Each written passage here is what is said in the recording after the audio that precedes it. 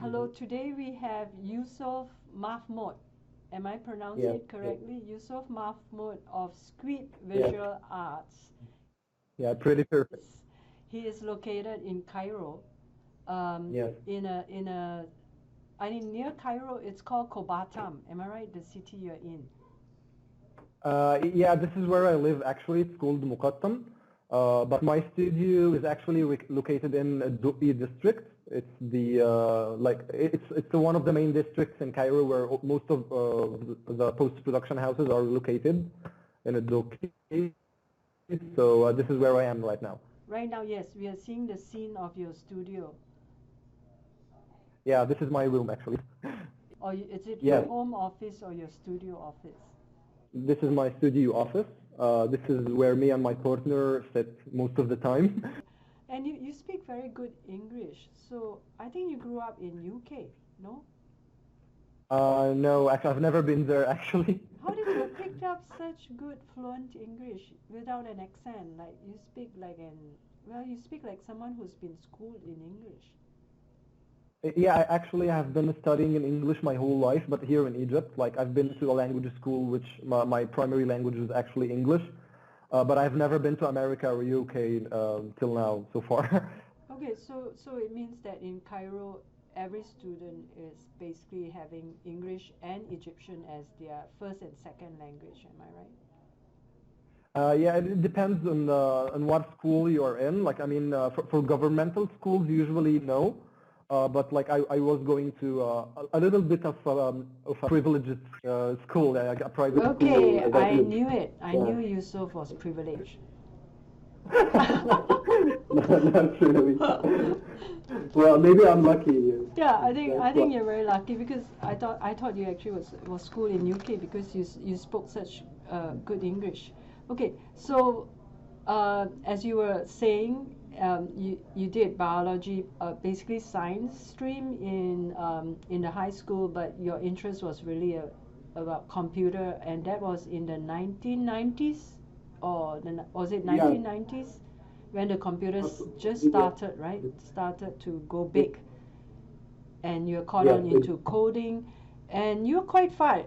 I mean, you're quite a visionary because it's only now that this 3D and imagery and games and really got big, and everyone is going like the future is everything 3D, everything CG, interactively.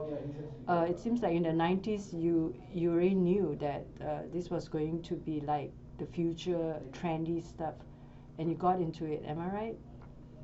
Yes, that's very true. And I was actually a video game addict when I was young. I was so much into like PlayStation and Neo Geo stuff, and I always admired the artwork of the games rather than how these games were coded. Yeah, that's when I exactly knew I want to do this. I work in this part of the game industry actually, the art department. Yeah. So how did So can you give us an idea, like did you progress from game playing? I guess you didn't want the coding, you went into pursuing film and production in college, and then it was more of Photoshop, is it? 2D stuff, and then from 2D you graduated into 3D, and finally you went into visual effects. Exactly. It's very accurate. And was all of that done in college, or did you pick up things through professional training in Cairo or self-taught, No, everything I self-taught. I was self-taught actually. I've never been to any art academy or anything. It's just like I was completely driven by my personal motive, but nothing academic, I mean.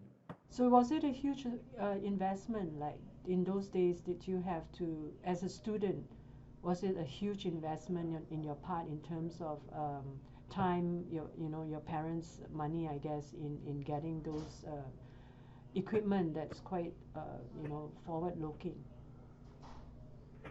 Yeah, actually, my parents didn't know exactly what I was doing. I just didn't go to college. I was most of the time spending most of my time at home working and studying visual effects and stuff like that, and I wasn't very much to it going to my university, and my parents were a bit worried. But I was still getting some like pretty good grades in the end, so they were like, okay, you can continue. What were you doing? It's fine. They weren't very much concerned in the end, and actually when I started making money out of VFX work, I think they were pretty happy about this. So yeah, it went okay, I guess. Yes, I'm trying to pinpoint the fact that Youssef is not only privileged, Youssef has a good IQ.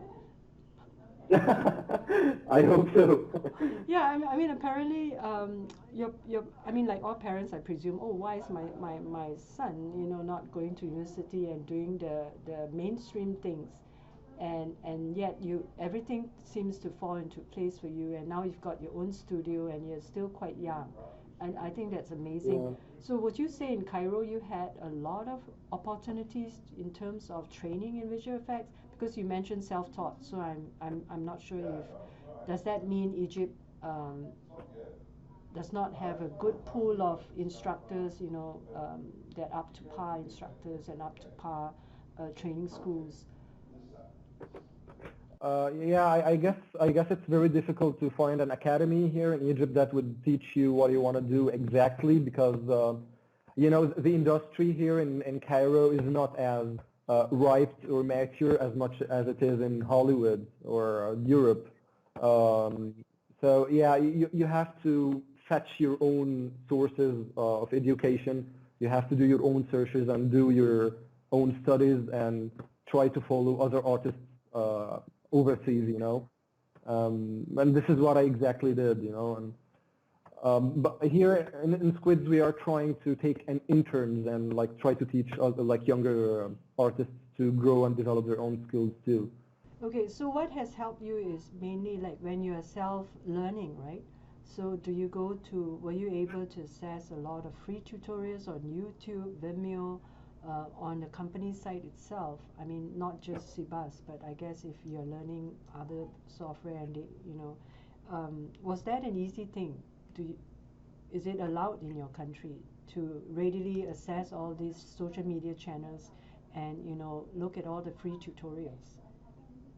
Yeah. Nowadays YouTube and Vimeo, they are full of free stuff, like free tutorials all over, and you can just have access over content now. Like unlike in the 90s, you always had to buy the DVDs, like pre-recorded DVDs, and you have to buy it online because you can't stream that data over internet like now.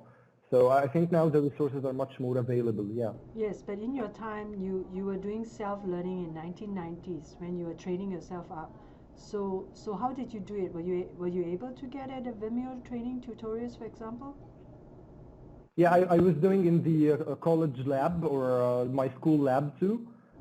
They had some like very basic, I think they had some educational versions of those softwares. Right. I also had a version from my school at my home, doing that at my home too, and that's why I think I was actually privileged, because like getting these things, as I told you, the internet was the infrastructure of the internet in Egypt at that time was very damaged, and yeah. Yes, that's really cool. I really appreciate your motivation even at such a young age. I think that's amazing, and that's why you're successful. That's one thing. So why did you settle on visual effects? Because I think that's what you're doing now in your studio, visual effects for commercial film. And why did you not say like do motion graphics, photogrammetry, 3D? Why did you make that choice? Well, actually, I have been through all of that at a time of my life. Like I have been working as a motion graphics artist for some studios before, I have been doing a lot of photogrammetry too. Even nowadays, I'm still doing it. But like I found that the VFX, like combining like real live action footage with the CG elements and combining them together to create a realistic image, is that what took my attention the most. Like I didn't find myself really enjoying doing 2D animations for the motion graphics or even 3D animation for motion graphics. But I've been naturally dragged into creating VFX, like working on movies and commercials. I've been like naturally dragged into that, and I liked it. I really liked it so much. Yeah, that's good to hear. Yeah, visual effects. So do you see yourself as a generalist or specifically as a visual effects artist? That's a tricky question, actually. I think I am a generalist who are doing a lot of effects. Okay, okay. So in your studio, are you focusing on films, commercials, or games, or a bit of everything? A bit of everything, except for games, actually. But I'm trying to do game cinematics. Right. I actually want to host game cinematics. Yeah. Yeah. Yeah. So are you in Unreal or Unity? Which one is your favorite platform? It's Unreal. Yeah, Unreal. Okay.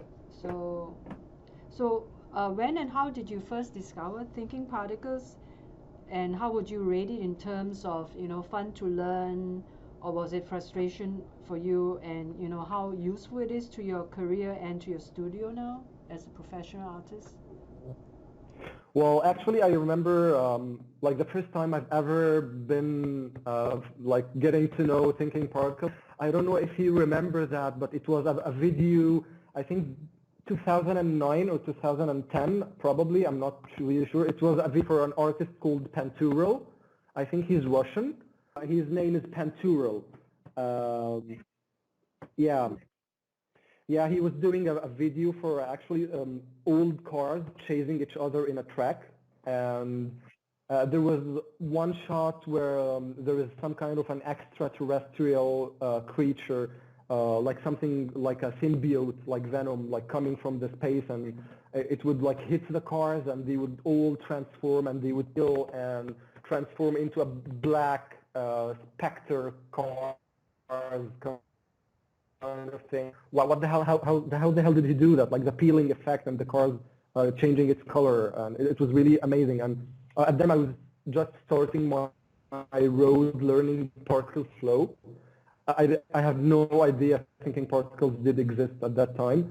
And then like through his comments on his video, a lot of guys were asking like, how did you do that shot with the cars peeling and changing colors? And I saw him answering some guys like, hey, I used Thinking Particles for this kind of effect. And I was like, wow, Thinking Particles, that's interesting. And actually the name Thinking Particles was kind of intimidating for me. I thought like it gave me the feeling that it's something like really smart, and I'm not gonna be able to use it anyhow, so don't even try it, And so I requested an educational license, and luckily and generously, Cebas granted me one, and I started like messing around in TP. And to be honest with you, it was really frustrating to Thinking Particles in the beginning. It's unexpectedly difficult, unlike any other plugin in 3ds Max where you can just like get it and mess around with it and try different setups, and it would just work at the end. Right? Slow down. Yeah. So I'm going to ask you, right? You got to slow down. Yes, I'm sorry. So I wanted to know what was your frustration then in terms of you saying it was difficult to learn. Compared to other plugins. For example, I guess you tried particle flow because it was free anyways with Max. So what was it? Was it the logic? Because all of them, even Houdini uses the wiring system. So what is it so difficult about Thinking Particles? Tell me. Yeah, okay. At that time, I wasn't actually very much familiar with the node systems and connecting nodes in a chain to create an action. So to be honest with you, at that time, I found particle flow difficult for me. But, because it's free, and it's very famous, and it's very old too. So there were plenty of tutorials around for P-Flow. So it was easy to follow some tutorials and just apply what you see, and it's working, you know. And with particle flow, whenever you just add a particle flow in your viewport, and when you scrub the slider, you can just see particles getting out immediately. But that's not the case in thinking particles, you know. In thinking particles, as long, I mean, if you are not familiar with the logic of thinking particles, you would never be able to create something by just messing around and putting randomly nodes here and there, you know. Okay, so if how you did don't you know what you are overcome doing that? in thinking You particles, obviously overcome that barrier of thinking about, you know, the logic of thinking particles. Give the new members an insight, a clue. How did you, while playing with it, you still played with it. It was harder to play with. You overcome it, however, because now you're a master of thinking particles, right? Yeah, as I mentioned before, well, actually, first, I'm not a master in thinking particles yet. I still believe I have a lot of things to learn. But I'm in a stage where I can create my own setup now, like working setups finally. So yeah, I'm getting much better with thinking particles nowadays. I can be in maybe a lead effect somewhere, but I'm still learning. However, so well, as an advice for the newcomers who are willing to learn P, just don't try to be smart in the beginning and just put things randomly and expecting it to work. You have to first get to learn the basics of thinking particles. How does it work? How do the nodes communicate with each other? Like the grouping system, the dynamic set systems. Like you have to know how these things are communicating. How does it work? There are some good resources actually. One of them may be Joe Scar's free YouTube channel that is dedicated to just putting you in the right way to learn thinking particles. So unless you go through them, it's going to be really, really frustrating and difficult to just play around with the nodes and expect them to work. So because yeah, sometimes when you pull the nodes in, and they're not connecting correctly to the right input and output, then you get all kind of messy stuff. And although Joe Scar has always said, right, to be really organized with your thoughts and go slow, like you have to have the basic position bond and what you're trying to create, how the particles is going to come out, and then you're going to have the forces like gravity or whatever you want, and then you know you have them in different folders and line up in logically, and then in each node there are sub nodes, and how you're going to connect those sub nodes and how those nodes are going to affect each other or not affect each other. You know why? Exactly. It's kind of making a leap. It's not just learning software. You're making a leap actually. When a newcomer comes in for thinking particles, they are making a leap into production ready software. The software was built by Edwin and his team together with the actual production studios, you know, from the time of, if you remember 2012, that big catastrophe movie where there was this huge landscape destruction and stuff that started it all, you know, the big epic visual effects. So the beta group are all made up of highly skilled professional these visual effects artists, senior visual effects artists, technical directors from the studio, and the features were made for them. So it followed the logic of how the whole thing, how Cebas, the history of Cebas, right? And the history of thinking particles, and the films that were using it from 2012, and it went on, and the professional artist requested, oh, you know, this feature, we want this thing to happen, and that is why it's a huge leap for students to jump, because you're basically jumping from no knowledge right up to a film production level where those features were requested and built specially for those professionals. So whether you know, whether the student wants to make that big leap, you know, and get up to par, you know, or he feels he's going to slide down and he's not going to able to do it anyway, and you know, drop out. So I guess that's the test. and you obviously succeeded. Yes, actually, as you just mentioned, like I knew that like big movies like San Andreas or 2012, like big catastrophic movies, I knew that most of them were made in scanline, which I know that the Thinking Particles is the main pipeline as far as I know. Main pipeline for scanline, they have their proprietary ownership, their own software. They built through the years, they built their own software called Flowline, but Thinking Particles is closely Yeah, with Flowline. Flowline is actually, they're using it for fluid simulation, but they are doing most of the rigid body dynamics, same with Thinking Particles. Yeah, and so it's just mind-blowing, like knowing that I can have access to such a great plugin, and this is what they use for big productions, and like it's a necessity to learn it. Like it's a necessity. There is no way to find an alternative unless maybe you're using a completely different software rather than Max. But if you're a Max user and you need to do these things, there is no way to avoid Thinking Particles. You will have to dive into it. Yes. Independence Day Resurgence is one of the other example. Rampage, for example, Captain Marvel, yeah, the recent ones, and even Game of Thrones.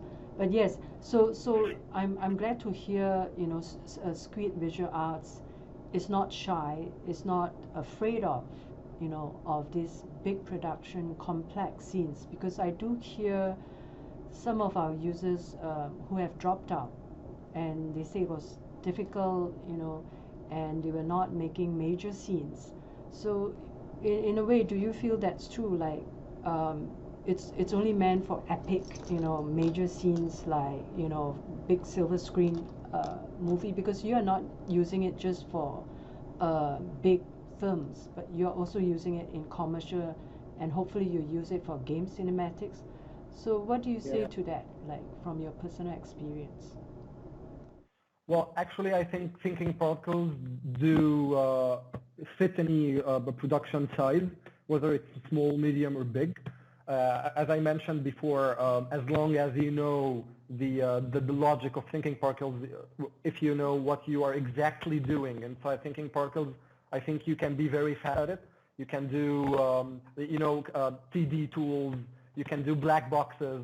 You can do a lot of presets that would hasten your workflow, and you don't need to redo everything from scratch every time in each single shot. So if you have your own pre-made black boxes and TD tools, I think Thinking Particles can be very fast and very efficient and easy. And even if you have other artists who are not very good with Thinking Particles, you can, as an effects TD, you can create a TD tool and hand it to other artists, junior artists, and they would just pick the geometries and the lights and things within this TD tool without even having to open the complicated node setup or anything.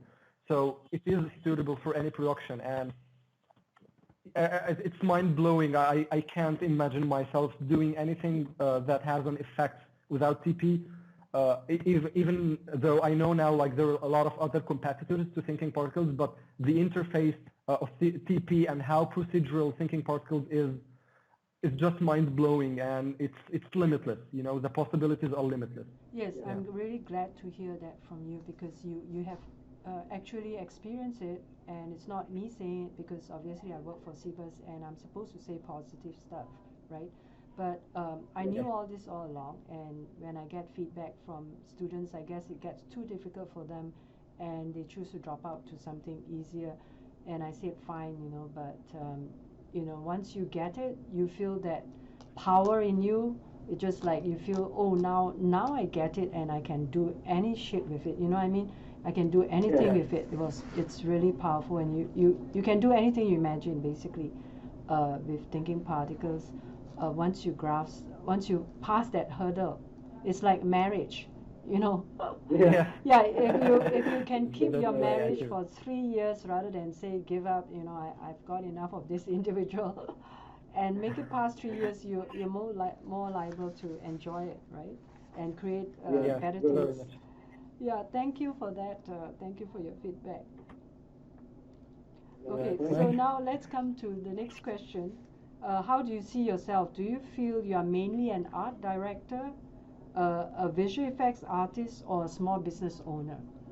Or all three roll into one?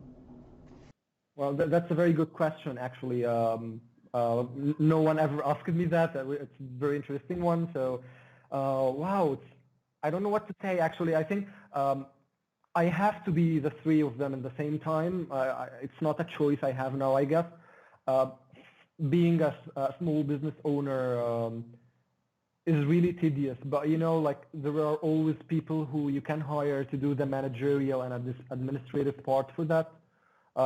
Sometimes I don't have to put myself into the headache of administration because other people are diligently and honestly doing this for me.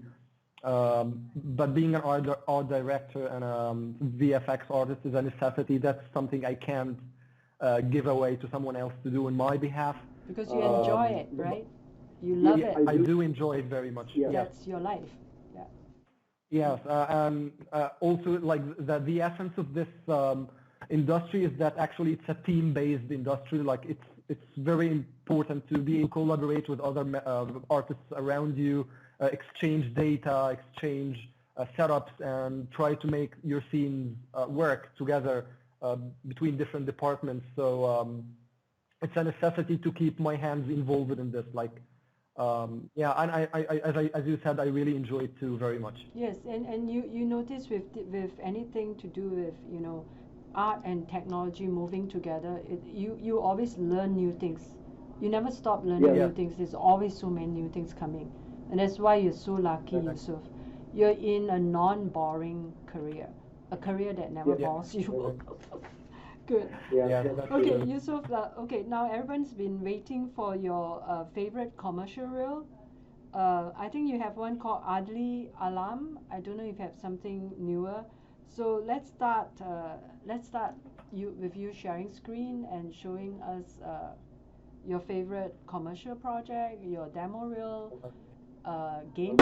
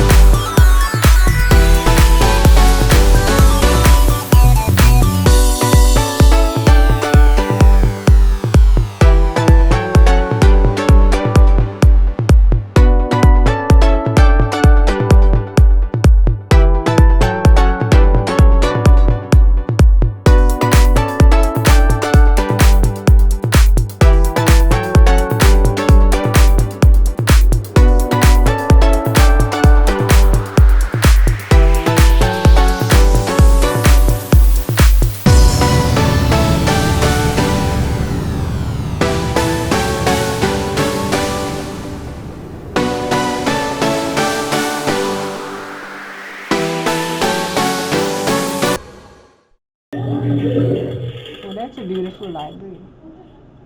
Yeah. Love it. Did you make this environment, the CG model by yourself? Yeah, I did the CG model for the peeling ones, like this one. I did from scratch on my own. the modeling, texturing, shading, lighting, also the thinking particles setup, and also the compositing too.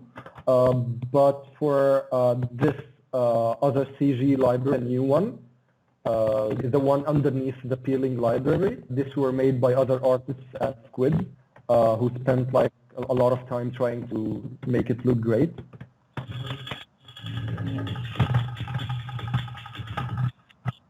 I think that's a lot of work. Yeah. So how many weeks did you have to from Previ doing the CG modeling? Did you use black box until the finish visual effects?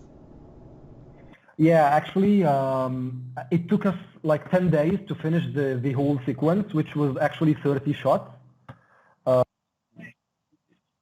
Yeah, like very tedious, to be honest, because at that time we were only 9 artists at 2017, so we were a very small team, you know. And unfortunately, I was the only effects artist who are able to use thinking particles at that time. And we are like 3ds Max based. Our workflow is 3ds Max based, so I had to do a lot of things on my own. Actually, it was really the deadlines were really tight, really tight. So some of the finishing, you can see some finishing artifacts here in the compositing. We really didn't have time to put everything well together, but we did our best into making the scene look like that. And thanks to thinking particles. Again, saying that again, because how procedural it was. I didn't have to redo everything from scratch. I just saved the setup once in a black box, and I just loaded it into the new shots and just like pick up my geometries and run the simulation, and everything would just work perfectly. So I don't think I would have been able to do it with any other plugin rather than TP at that time. So yeah.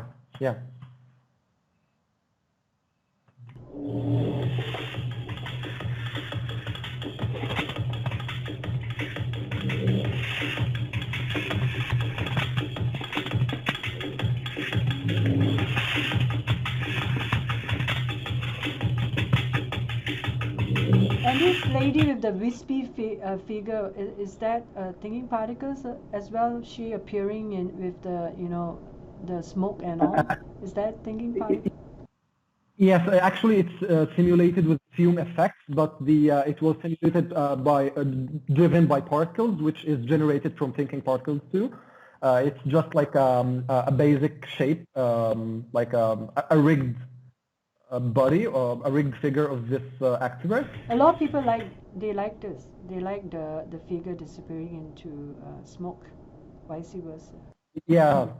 I a photogrammetry for the actress, and I took the 3D scan body of her, and I retopologized it, rigged it, and made a rotomation process over her. And then using thinking particles, I used some intensity maps to drive particles along her body, and then from there, fume took over the smoke simulation. Yeah.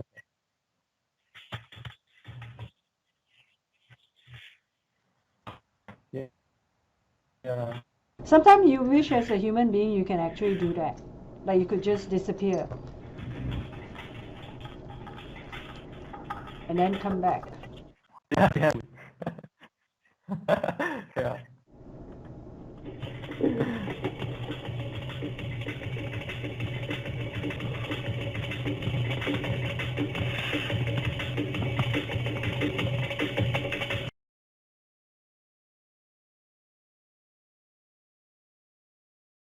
Can you tell us how you got this project?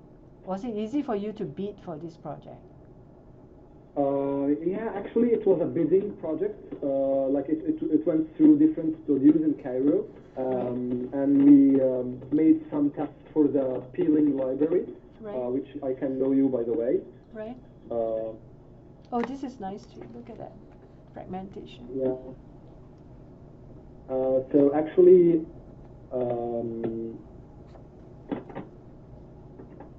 like we did some tests for the peeling wall. Right. Like these were the tests. Mm-hmm.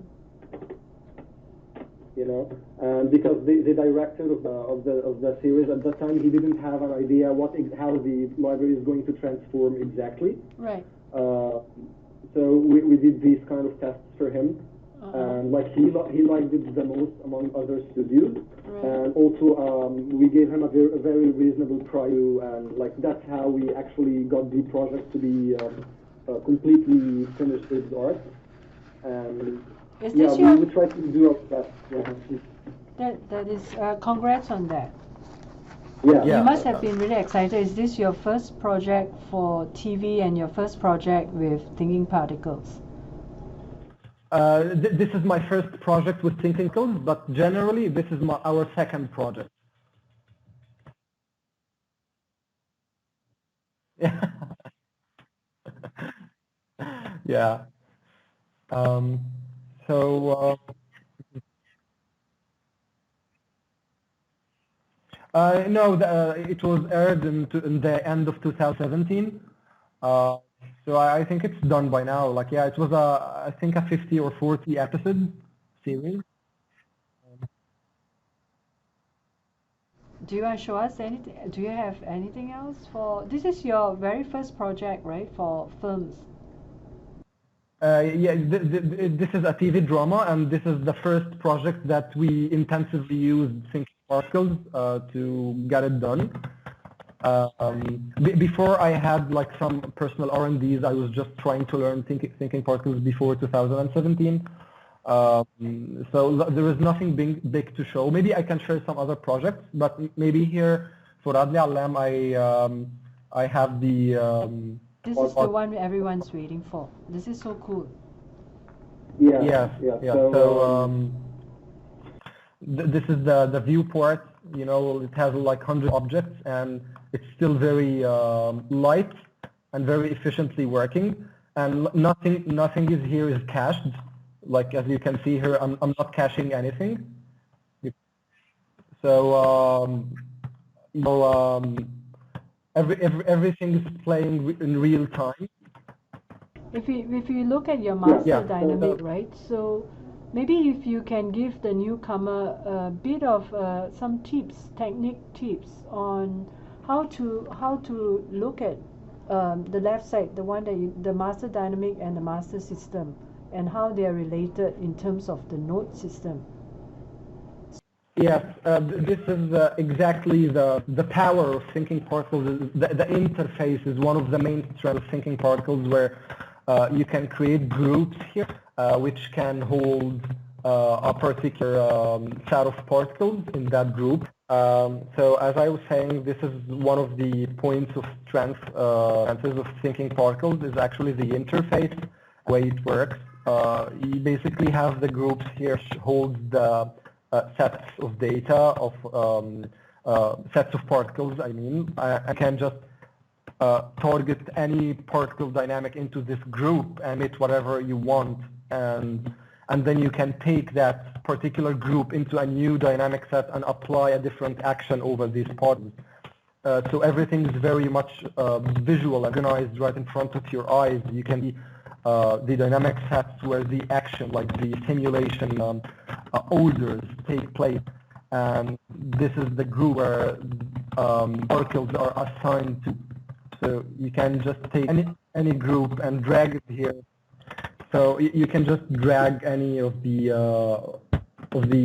groups to a dynamic set and apply a specific action, like connect it to a different node to like take it from that state and put it in a different state, like maybe change group, maybe change color, scale, like get assigned a new shape, anything. So yeah, this is actually the power of TP. Let me disable my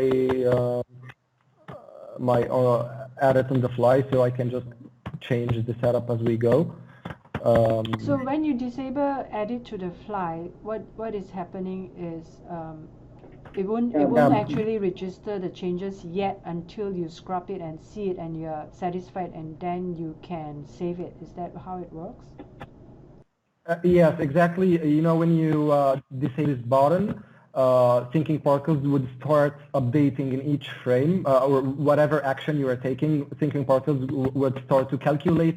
And if you are doing something that is a bit resource intensive, like something that a resource eater, the computer might be a bit laggy, or you might have to wait for a little while until TP would load the action. So if you want to do something on the fly without waiting for TP to calculate, then you just like enable the edit on the fly thing. So whatever changes you do, TP wouldn't consider unless you proceed with the next frame. Okay, so that gives you a bit of, I guess, test and trying time to get the scene right. Exactly, exactly.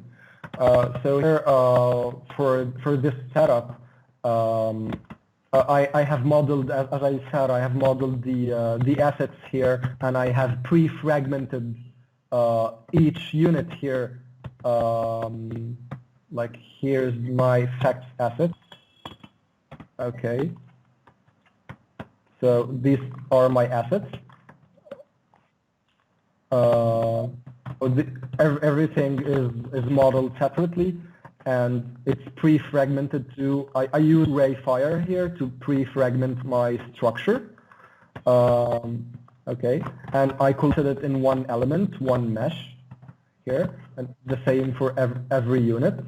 And the pre-fragmentation, which we can see now, the cracks on the viewport will not actually show up, in the scene. But it will only crack. Okay, so here's the scene where it's all right. Yeah, exactly. So here in thinkingParticles back again, I have imported each asset, each geometry of the effects assets into a particle to object node, object to particle node. It actually takes the geometry within the viewports and imports it as a mesh in TP. And as I do that, I send it to a group that holds the static meshes here. So this one goes to this group here, and the same for each object. I have so I'm going to elaborate on that to make it easier for the newcomers. So in other words, actually, the best way to grasp this TP's node system is that you actually break down in your mind each portion and group it like, okay, this one is shelf 1, this one is shelf 2, and shelf 1 is going to have this effects, and shelf 2 is going to have this effects. And then under the independent groups, you start working independently on what you want that effects in shelf 1, for example, to look like, and then coming to shelf 2, the effects you liked for shelf 2. Right? And that's how you you cannot, like a lot of people just go in and say, I'm going to do a big scene, and destruction, I'm going to do a big, but you have to actually treat it as jigsaw puzzles that make the whole scene work for you, and then work on each jigsaw puzzle and make those groups unique, how you want, and then see how it works together and whether the whole effects actually look real at the end of it. Am I right? Exactly. You're very accurate, actually. So, and this is what I exactly did in that setup, is that I have categorized my assets in the scene into like groups, as you said, like the wall libraries into a node, and the old pillars into another node, and the accessories like lamps or fans or any other accessory into a different node, and also the books that are like held in the walls are in a different node, and the books that are attached in the pillars in a different node, and also my collision objects is in a completely different node. So it's very much easy for me to, if I went into any trouble, I can identify where this trouble is coming from. I can disable these groups and see if it happens to other groups. It's much easier to debug your setup when you have everything organized and categorized into groups and nodes. Yes, you have to be really systematic, and also, in other words, not to be too greedy, in making a huge effects happen in a very short time. Like, you have to have that meticulous effort at putting making each of the jigsaw puzzles correct before you link them. Exactly. So back here to our setup in this dynamic set, which I called import, this is a dynamic set that actually does nothing but importing the geometries from the viewport to Thinking Particles dynamic system. And then in the other dynamic set, because as I told you before, I pre-fragmented the objects and collapsed them into a static mesh. Here I'm refragmenting them again. I'm detaching it into separate elements, each fragment as an element. So I take the groups which are the statics that are created by that dynamic set. Each one of here is sent to the group or in the static objects. And then the static objects, I took it and I fragmented it using the fragment node.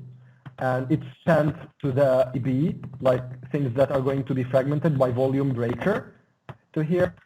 And also the same for each one. It's defragmented into elements and sent to a dynamic group here. Okay, so this is the only purpose of this dynamic set here.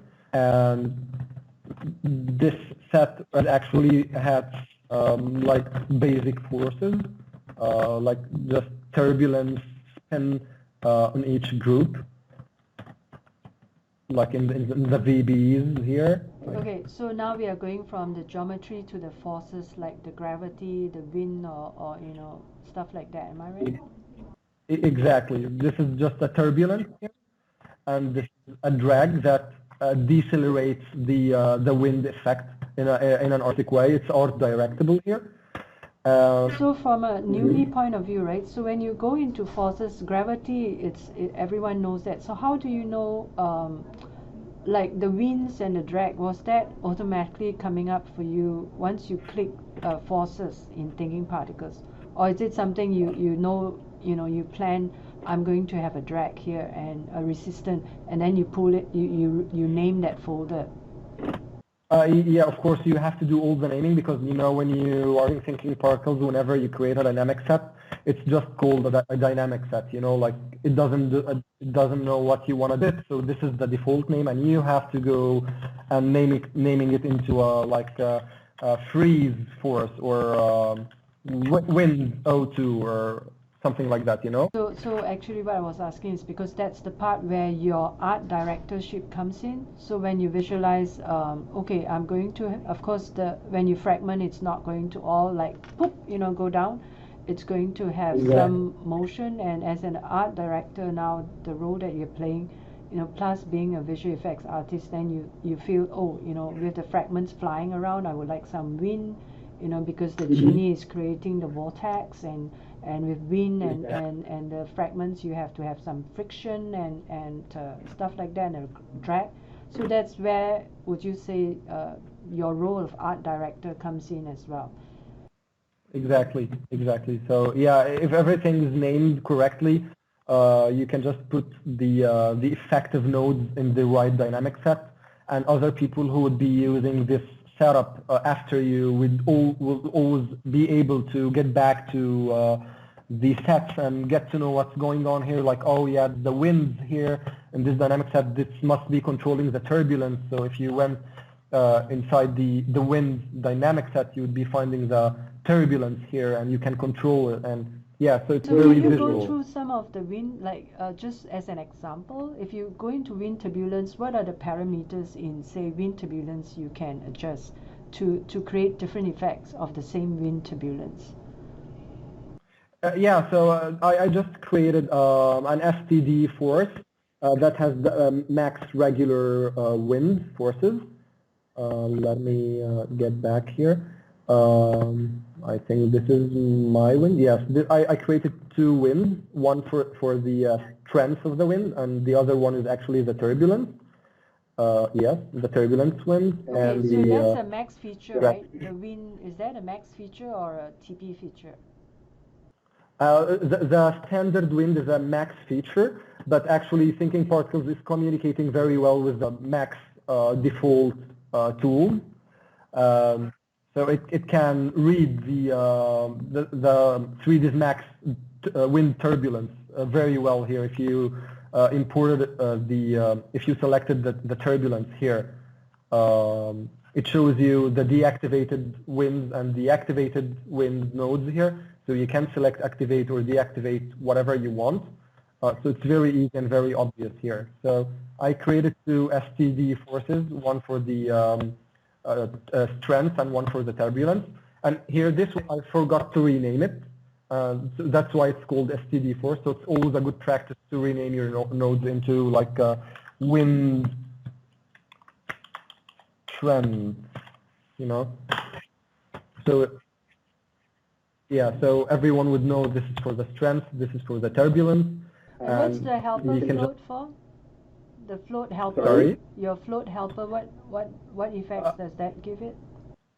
Actually, it's just a multiplier for the effect of the wind, rather than getting back here and like messing around things here in Max.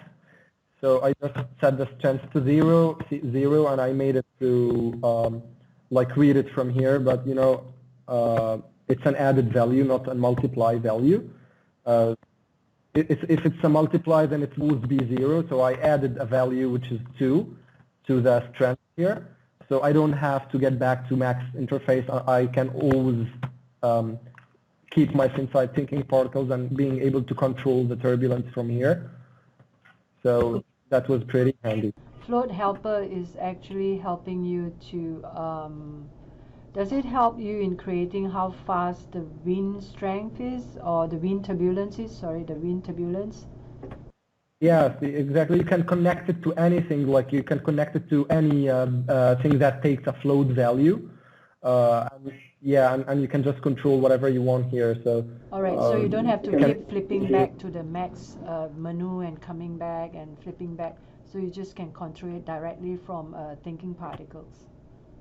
Exactly, and if I want to control the turbulence and then the strength in the same time of both winds, I don't have to go back to Max. I can just like connect both of them, like here, and just like one controller would affect both of them in the same time. So this is really, really perfect. So the main operators in action for this entire library peeling scene would be the volume breaker. Exactly. The fragmentation, did it have like a position bond and stuff like that? Yeah. P selection. Okay, you use quite a lot. P selection. Yeah, I was actually debugging like the size of the particles because I wanted the particles to be affected differently according to their size. Like the turbulence and the strength of the wind wouldn't affect the particles the same. Like the ones that are small would have turbulence than the bigger ones, or vice versa. You know, like I just wanted more control, and that's why I was debugging here the size of the particles. But here it's debugged because I don't need it in the action now. So and P selection is really helpful, isn't it? The P selection.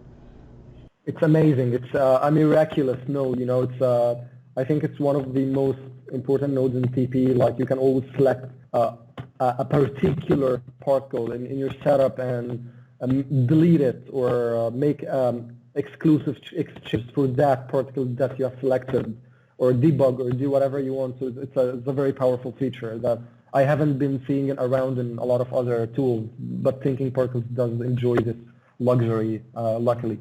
So yeah, P-select is very nice to have always. Yeah. So let's jump to the next dynamic, which have the actual volume breaking thing going here. So this is the first phase of the volume breaker. It actually takes, this is a group that has the 2 VB here, that anything that is that I want to be broken by the VB node, I put it into the 2 VB, and procedurally TP would just like break it here.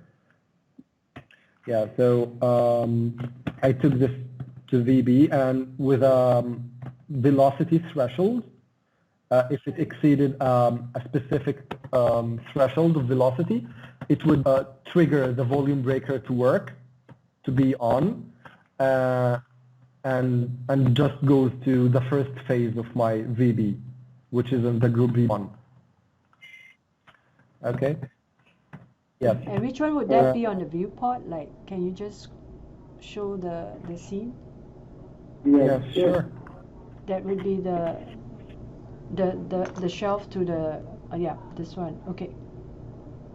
Yeah. So the pre-fragmentation is tied into your volume breaker, am I right? Yes, exactly. So and also the thing is that you can see the colors of the groups which is being affected here. So the 2VB1. Let me just like. Okay, I can also just extract my cache files too to make things a bit faster.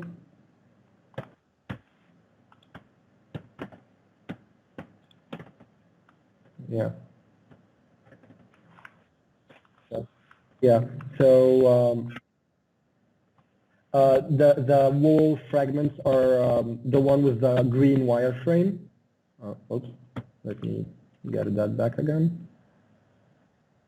The green wireframe is the one that has the 2VB, and when it exceeds, when it gets fragmented by this dynamic set, it's fragged into elements, and it's being moved by the wind and turbulence, and the velocity exceeds a specific threshold. The volume breaker would start working on it and break it into smaller fragments, which are the red ones here, the VB1. Yeah, so can do to go to a different frame. Nice.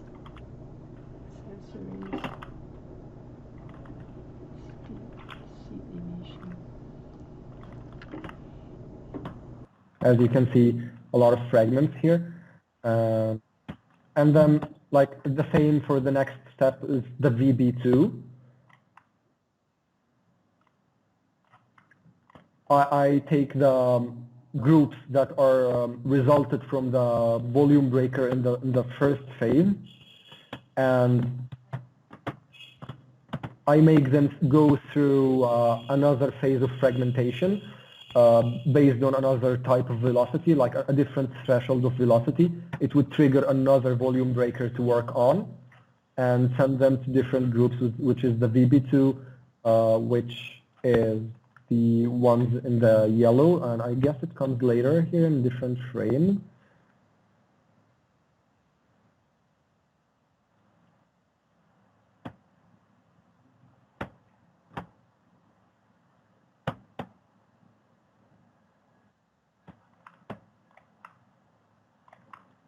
Okay, maybe it comes a bit farther, or maybe I disabled it in Ash, I'm not sure, but I... So there's yeah. second kind of breakage coming out, I guess. Yeah. Okay. Yeah. Yeah. And the book's flying around, right? It just is procedure because it just reacts to the pre-fragment and the VB. Once it's kind of like explode, the books would just automatically fly out. Or does the books flying out, you know, your book models? I can see the fragmentation, which is basically the shelf and the wall. But the books flying out, was that a separate group by itself? The accessories, maybe? Yeah. Exactly. That I have other groups here that are outside to VB group, so they are not affected by the volume breaker. That was actually very clever. Yeah, it was so cool that I can have like real control over my Perl. So how did you find, so once everything is complete, how do you save it in a black box? I mean, for the benefit of the newcomers, let's just say a little bit of how you save all these data channels into a black box so you can always pull it up and change a little bit things and use it for another project? Yeah, I was just like using like the, you know, save my master dynamic set or something like that, like click the master one and save it somewhere. And when I load it, it would ask me if I want to load the same groups again, and I would say yes, and then like everything is in the place, like the whole nodes and everything, and I would just like pick up my my geometries and like the setup would just run on its own. It was really cool. And is this, I mean, I'm presuming all software allow you to save everything as one set and to pull it up to play with it again in the future, am I right? So I'm just wondering, Yes. So black box isn't something particular to TP anyway. Yes, it's amazing. Like you can always open the setup in a different scene with a different 3D tracking, different light setup, and just load in nodes, and it's gonna work exactly the same like the previous. And you can always, as I said, have access over different controls here, the wind, everything. Right. So but can you do it? really, But can you do the same for any other software? Like. Maybe you can do things like that in Houdini and stuff like that, but I haven't seen any other plugin in 3ds Max that is that efficient, to be honest, with the proceduralism. Inside 3ds Max, I think thinkingParticles is exclusively procedural for 3ds Max, like the ultimate procedural solution for 3ds Max. You know, you can consider particle flow is procedural too, but like it's not as procedural as a TP. Like the way thinkingParticles work, the interface and the nodes and everything is much more smart to work with, and it's definitely more suitable for all production sizes, big, medium, and small productions. So yeah, it's I think this is the where to go solution dynamics in 3ds Max. Yeah. Okay, so maybe one day you can do a tutorial, but now let's go back to your interview.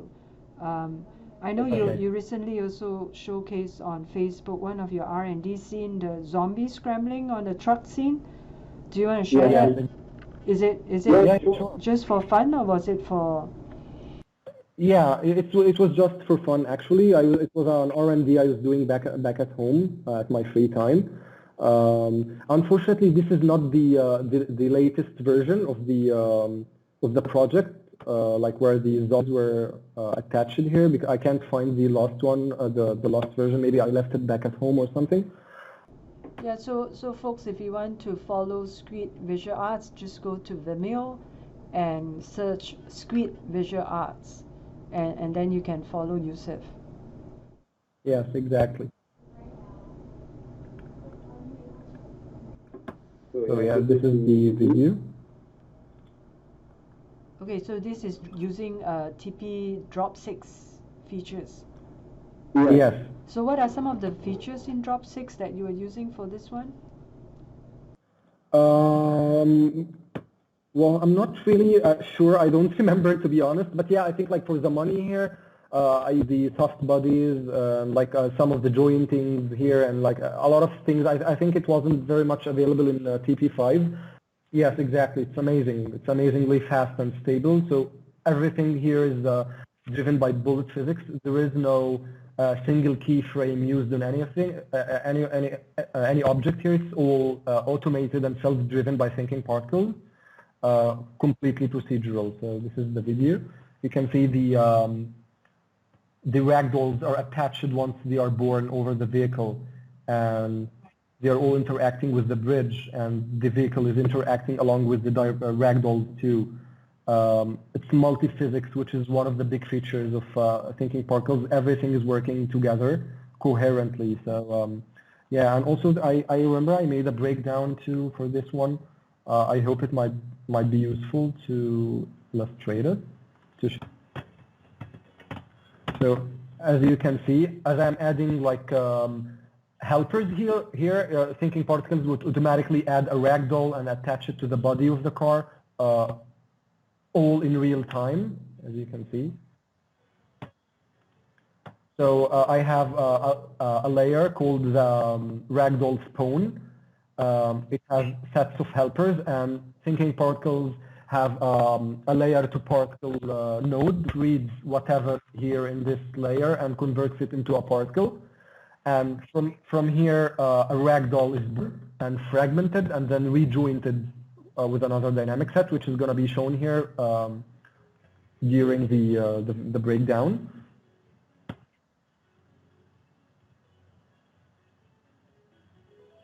And the ragdolls are from TP, right? Or is it from Max library? I just modeled it. Like, it's a rough model that I did that looks like a doll, and I just attached it together in one element, and I just imported it into Thinking Particles.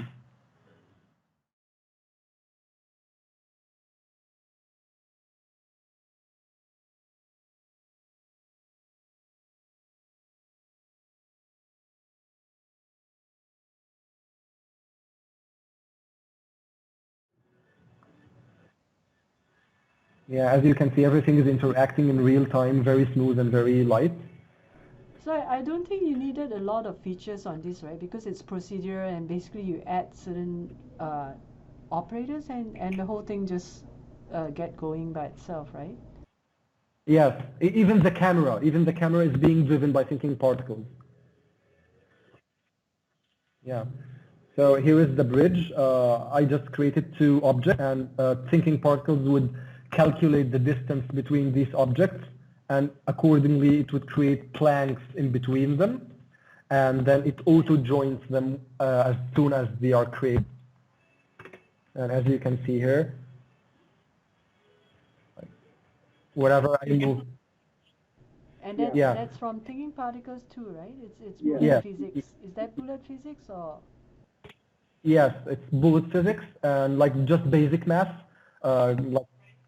calculating the distance between the objects and subdividing it over the width of each plank, and then it would get the number of iterations to create the. So I like to reiterate the fact that actually once you get the TP logic, a lot of things just fall into place and move, and it becomes really quick initially when you're learning, because you have to get the logic of managing the jigsaw, like I say, the jigsaw falling to the big picture and how it's going to flow systematically on your dynamic set.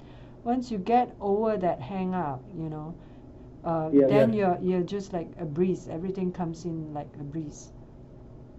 Exactly. Everything is just very basic and logical when you do it. Like before, you would think it's really difficult and hard, but once you get the logic of Thinking Particles, it's just basic. It becomes very normal to do. And how much did you ever, in you were using TP for your work, for your R&D, did you ever had to refer to, we had a life manual? Yes, of course. Was that ever helpful to you? Like, because TP has so many features. I sometimes.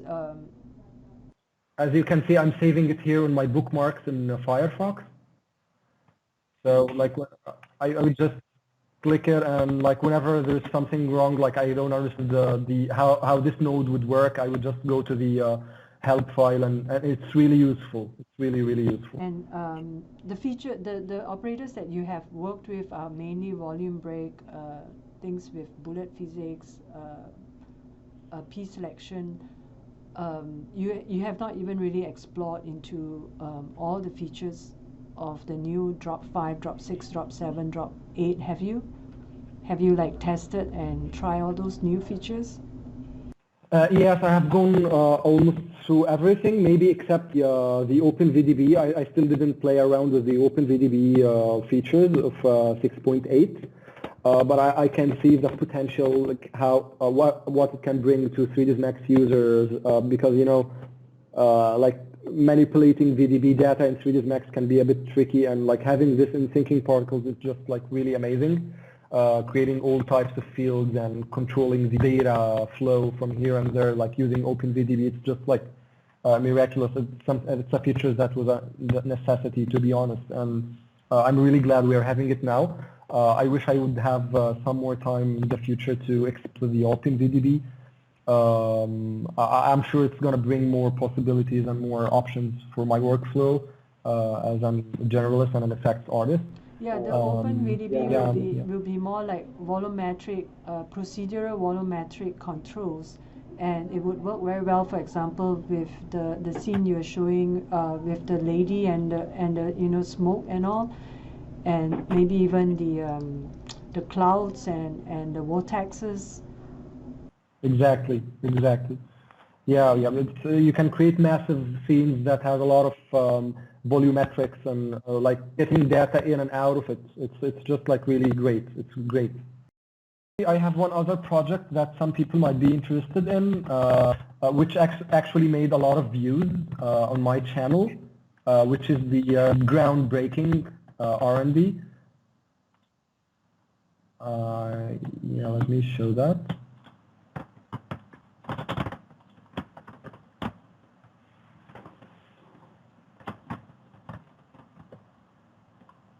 So you learned a lot from Joe Scar's. Joe Scar had this very basic and way back in the beginning years, his TP Essential Logic 72 videos. Did you go through every one of them? Yes, definitely. I've been going through Joe Scar's channel for weeks, and as I said before, I don't think I would have been able to make it to Thinking Particles without his tutorial. That's exactly what the roadmap to learn TP. You know, without it, I don't think you have much to go through. Yeah, I'm glad you say that, because although it's TP4, because he started really early with Cebas, the logic is still the same. The fundamentals are still there. And if you have that, then you can always build on it. This is great. This is where this reminds me of 2012, that epic, road seismic earthquake going on. Yeah. So yeah, this has made quite a lot of views and a lot of comments too over it. So I don't know. A lot of people, I think, might be interested to see the basic setup of this. I will just share it so the interview wouldn't go long. Yes, okay, so this is the scene. It has all the particles and everything fragmented here, and this is the setup. I think it's just very big. We have the import that have the neutrons and the rifts, like static objects and the dynamic objects. And these are like guides to where the fragmentation would happen, like the edge fragmenting, like some particles would be born on the edges and work as a cells for the volume breaker. So this is the VB setup.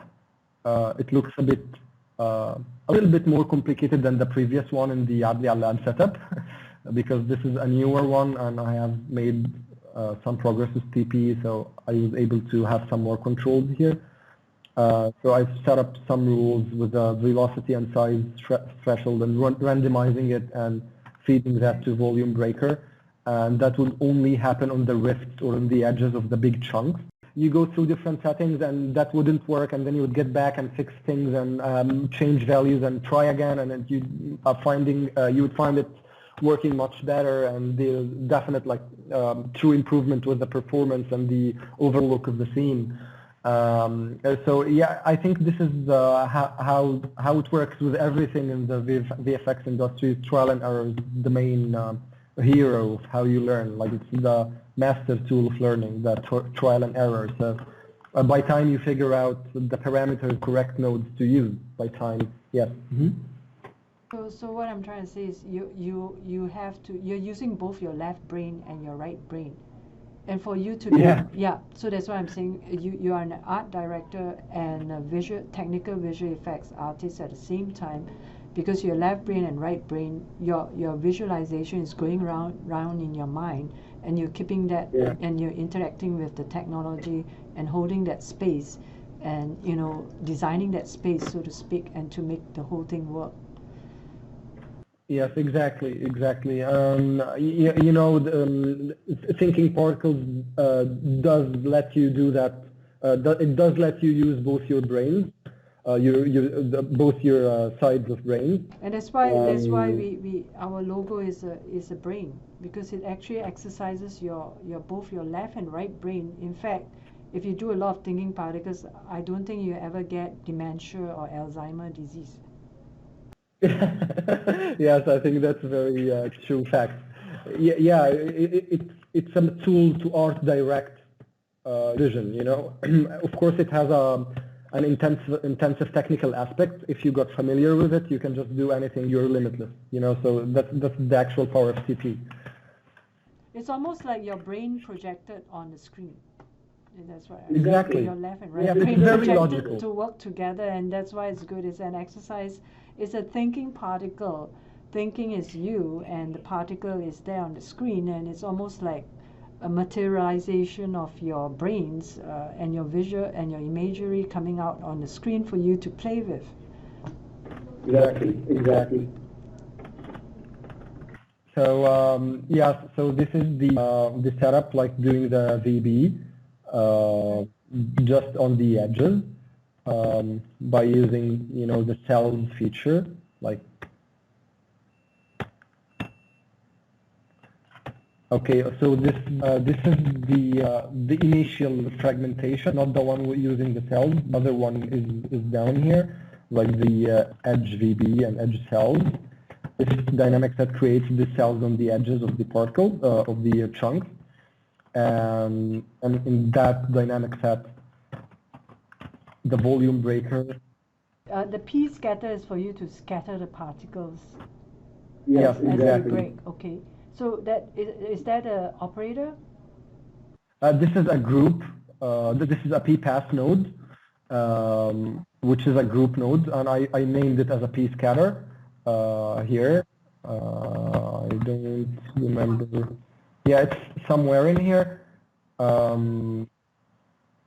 So I take P-pass and like test the particle age and randomize the effect over some particles, and within this threshold I open the position born operator that puts the position of the particles where I specified. So when the particle ages, right, what happens? When it's born, like it triggers this threshold to work only when the particles are born for the first frame and the first time. And that's what I wanted to tell viewers. So you actually can tell when things will act or react. You know, when the particle has reached this stage or this age, then this thing will happen. Exactly. So the birth happens here, and it's repositioned. And then in that dynamic set, I would take the big chunks and volume break it according to the cells here that I've created in the previous dynamic set. So the volume breaker would only happen on the edges of the chunks.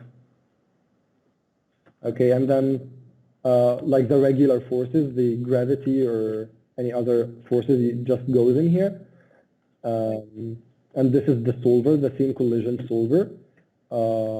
I tried to do the same with bullet physics, but I got more accurate results with the scene collision, so I wanted to just use this here and for that R&D. Can you elaborate a little bit about how in this scene, what is shape collision doing practically? Yeah, it's a solver. It's a rigid body solver that is built inside of thinkingParticles. It calculates the collision and interaction of rigid bodies together, and also controls the jointing behavior and everything. So yeah, it's a solver that is proprietary to TP. I don't think it does exist in any other tool. I think it's created by Cebas exclusively. It's capable of handling thousands or probably millions of particles in the same scene that could be interacting together in a very stable way, very fast way. So it's a very powerful feature that would never get old in TP, even though it was created in the older versions of TP, but it's still very, very powerful and efficient. Okay, thank you. Yeah, and we also have the bullet physics solver. Yeah, it's exactly doing the same function like the scene collision, but it's just a different version of a solver. It's much faster, but maybe a bit less stable than the SC. But in my experience, I have been getting great results with bullet physics so far. But particularly in that example, SC worked much better for me for some reason. So I just like to stick to it instead of bullet physics. But in other scenes like the zombie vehicle, like bullet physics were amazing.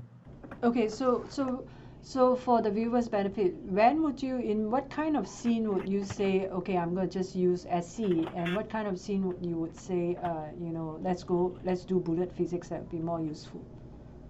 Well, I would go with the SC collision if I'm doing a close-up, if the camera is showing details of rigid bodies interacting together with other objects, because it's much more stable and much more accurate.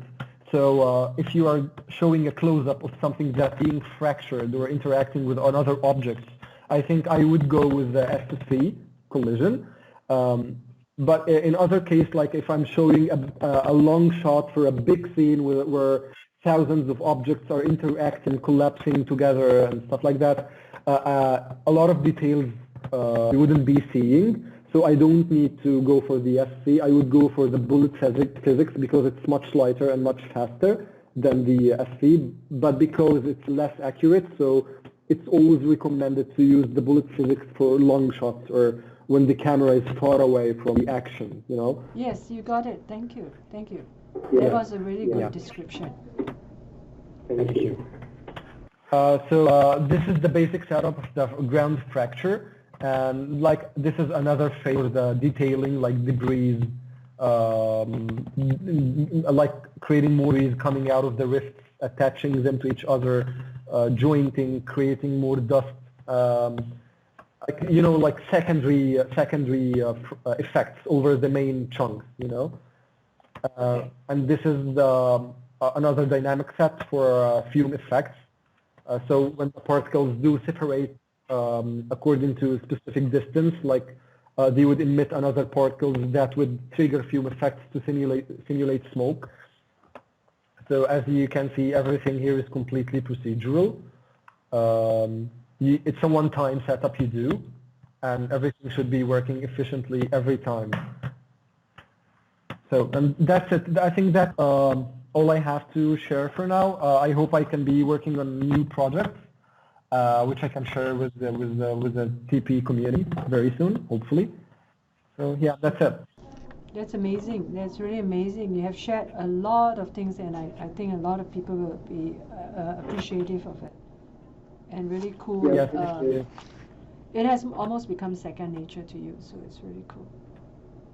Okay, thank you for that, Youssef. That has been really useful, and I'm sure a lot of people will appreciate what you have shown us and taken the time to show us.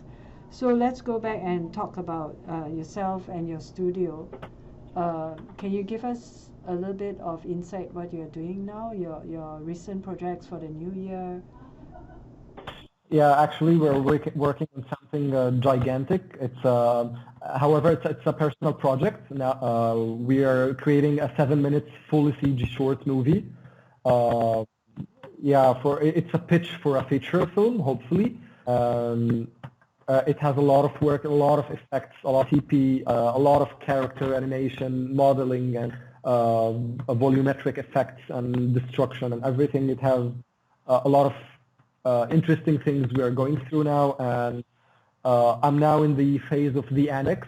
We are creating the pre-visualization and animatics with a movie, and as well as some look development too. I think I have already shared some of this project on my Vimeo channel. The truck and the yeah, I think I just shared truck that is carrying the corpses in the back and like going through water puddles and like that. So it was a very early test for look development we have done, and now things have gone much better now. I wish I can share it with you, but maybe it's not the time. Maybe I can share it another time. What is the story about? Is it something like Adi Alam, or, you know, something like a magical fantasy? Which genre will it be? Drama, action, pure animation, or, you know, horror? It's a sci-fi action thriller.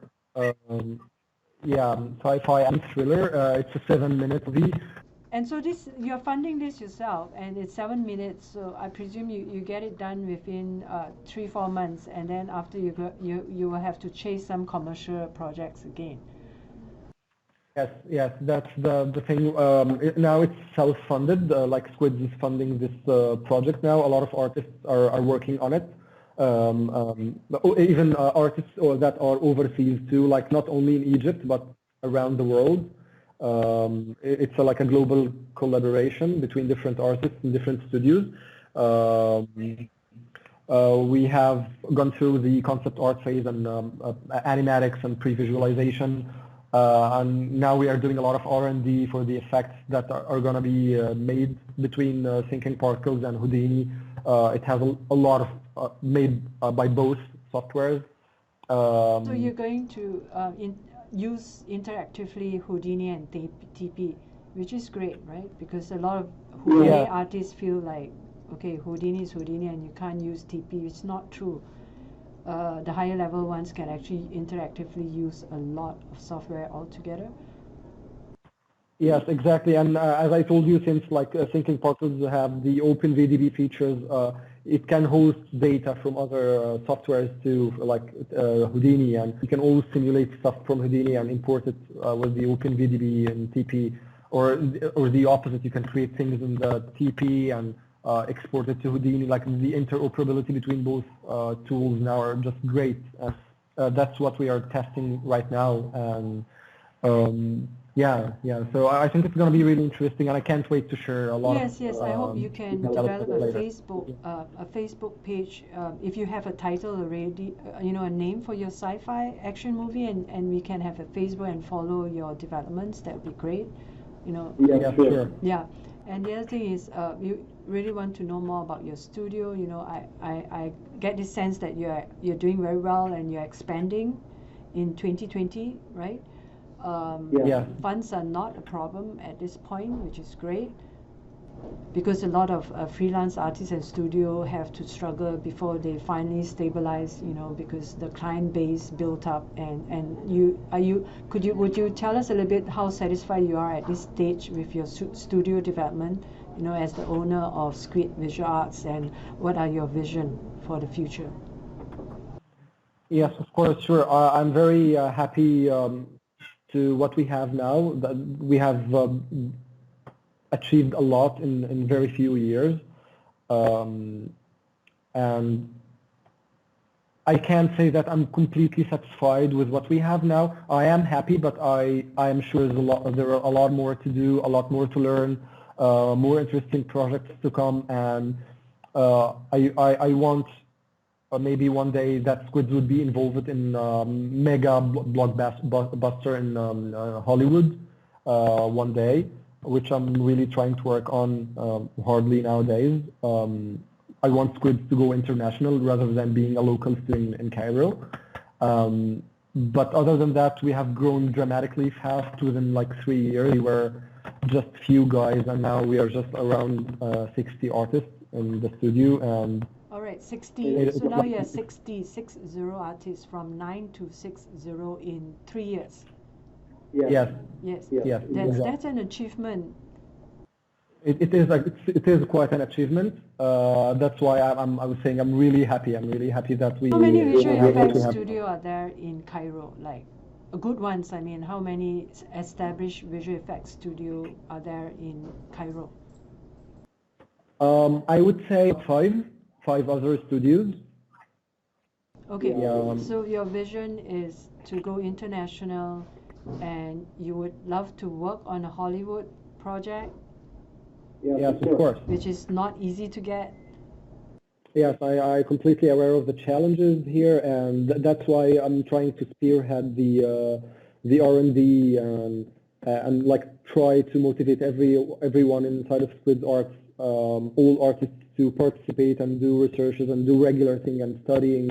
And that's why I also wanted to create this personal project, the 7-minute movie that I just told you about, which has a lot of a chance, so everyone is going to level up their skills and get to try things that they haven't done before in any other project. Maybe that or the end result of the project might be a nice presentation for Squid to take maybe a FLA game or a big production movie. That's exactly why I'm doing personal projects in Squid, and I'm much keen to make these things happen. Is Netflix in Cairo yet? Yes, we are the first production. Netflix is a good opportunity there. I think they are doing their own original productions, but as you say, game too, right? With how do you feel about Thinking Particles with game engines?